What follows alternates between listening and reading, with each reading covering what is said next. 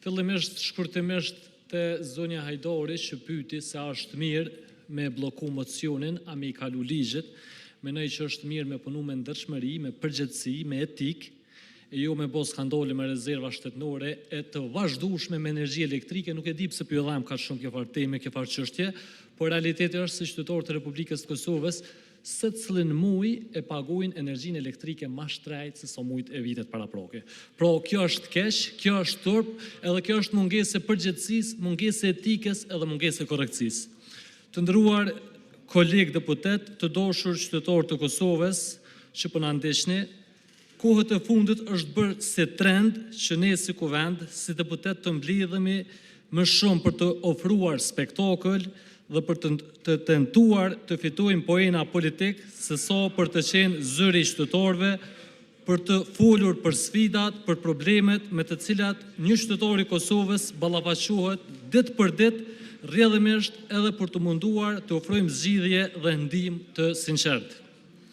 Sot po diskutojmë për një çështje që prek çdo familje, çdo punëtor, çdo student, çdo pensionist dhe çdo biznes të vogël, të mesëm e të madh të Republikës së Kosovës. Çmimin e lartë dhe faturimin e padrejtë të energjisë elektrike. Kjo temë nuk është teknike e as politike, është thellësisht sociale, ekonomike dhe morale. Diskutimi për çmimin dhe faturimin e energjisë elektrike është një temë që konsideroj se është me interes për secilin prej nesh.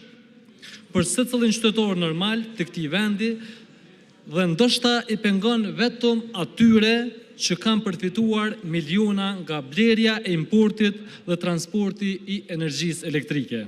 Parimisht, nuk kemi asnjë problem me fitimin legjitim.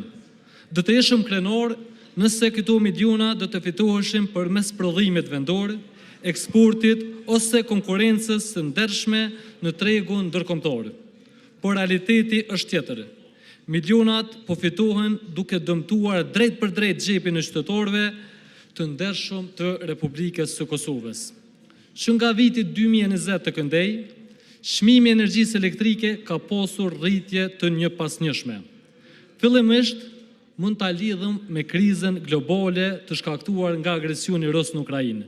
Dhe në atë fazë fillestare të qeverisës këtij pushteti mund të arsitonim ose mund të tregonim mirëkuptim. Por sot, pas disa vitesh, pyetja qëndron: çfarë mosash konkrete ka ndërmarrë kjo qeveri për ta mbrojtur qytetarët dhe për ta ulur varësinë nga importi? Dikur thuhej se po flajmë mbi thëngjell, por pikërisht atëherë energjia ishte ndër më të lirat në rajon. Për ironi, vetë kryeministri pastaj deklaronte se energjia ishte aq e lirë sa qytetarët as nuk e dinin sa po paguanin. Pastaj erdhi koha e mosa mbështetëse, subvencionimi I pompave termike e mjeteve të tjera të vitit 2022-2023. Pra në vend që të ulet varësia nga energjia elektrike, qeveria në mënyrë indirekte e rriti konsumin elektrik, sepse prodhimi vendor nuk kishte kapacitete prodhuese për ta mbuluar atë kërkesë. Rezultati ishte importi më I madh dhe çmimi shumë fish më I lartë. Matematikë thjesht, rrete konsumin, rrete importin, rrete çmimin, borra bie mbi qytetarët dhe fitimi mbi kompani fiktive e të njohura për lidhjet e tyre me pushtetin. Kjo ngjan me një farë skeme të përgatitur kogja mirë. Skandalet në sektorin e energjisë janë bo sistematike e të zakonshme. Për ilustrim, po e përmeni kompani Noa Energy Trade, e cila me vetëm 2 punonjës qarkullon miliona euro. Gjithashtu edhe eksponent të tjerë për lidhjet të tyra mirë të njohura me pushtetin, edhe në tregtimin me energji, edhe në kompaninë KEK, janë bërë pjesë e skandaleve më të mëdha që nga pas lufta. Si rezultat I gjithë kësaj, familjet me të ardhurat të ulta, pensionistët dhe bizneset e vogla po ballafaqohen me fatura që nuk janë thjesht të larta, ato janë të papërballueshme.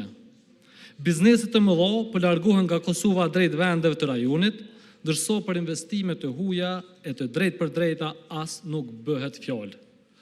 Tash për me relaksu diskutimin pak, po pës si është e mundur që pak ditë pas zgjedhjeve të 9 shkurtit vitit 2025, çmimi i energjisë elektrike është rrit për rreth 16%. Me të vërtet, këto manipulime shpesh herë janë edhe qesharoke. Amo të jemi të sinqert, e të short. Kjo stot nuk është rastësi e as aksident.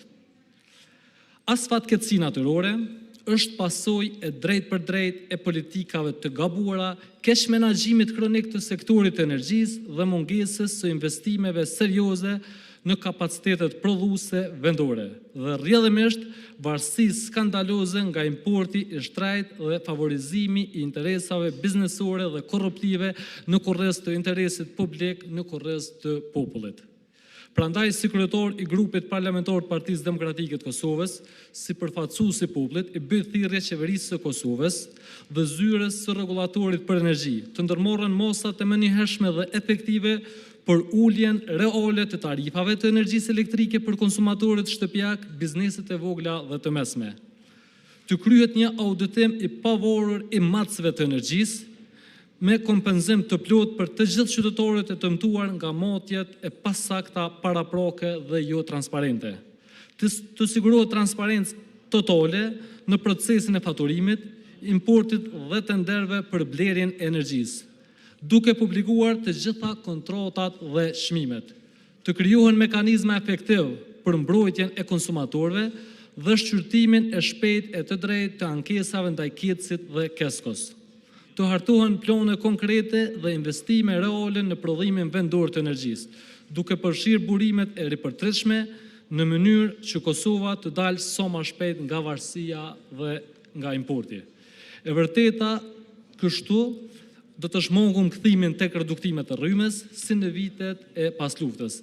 Vetëm me veprime konkrete, jo me fjalë, mund të ofrojmë qytetarëve tonë një jetë më dinjitoze, punëtorëve një klimë më të favorshme biznesi dhe investitorëve të huaj stabilitet e atraktivitet real. Bashkarisht, të themi mjaft padrejtësive dhe plashkitjes së qytetarëve, si grup parlamentar i Partisë Demokratike të Kosovës, jemi të gatshëm të kontribuojmë me propozime konkrete, ekspertizë vendore dhe ndërkombëtare për të gjetur zgjidhje të qëndrueshme. Pra, kërkohet edhe përgjegjësi, edhe kompetencë profesionale, edhe angazhim e dedikim i serioz rreth kësaj çështje që është jetike dhe shumë e rëndësishme për shtetin e Kosovës, për qytetarët dhe për ekonomitë në Republikën tonë.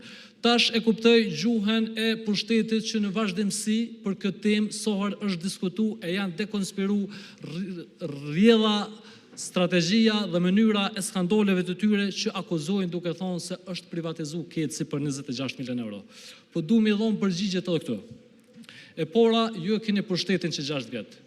Kontrotën e keni, është mirë me e marë, edhe se cila shkeli që është, unë njoftoj, ju inkurajoj me deponu të organet e drejtësisë dhe se cili person, se cili individ që ka bo keq menaxhim, ka abuzu me pozitë zyrtare me u përgjigj para ligjit edhe me marë shkimin e meritum.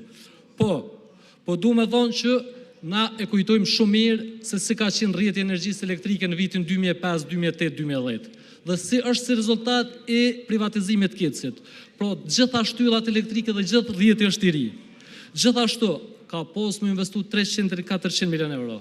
Po ashtu, edhe subvencionimi që është ndërprer nga qeveria e Republikës së Kosovës 40-50 milion euro çdo vit është ndërprer. Pra, ka pas efekt pozitiv dhe përmirësime dhe kosto e energjisë elektrike është paguar shumë më lirë se sa që paguhet sot. Faleminderit shumë.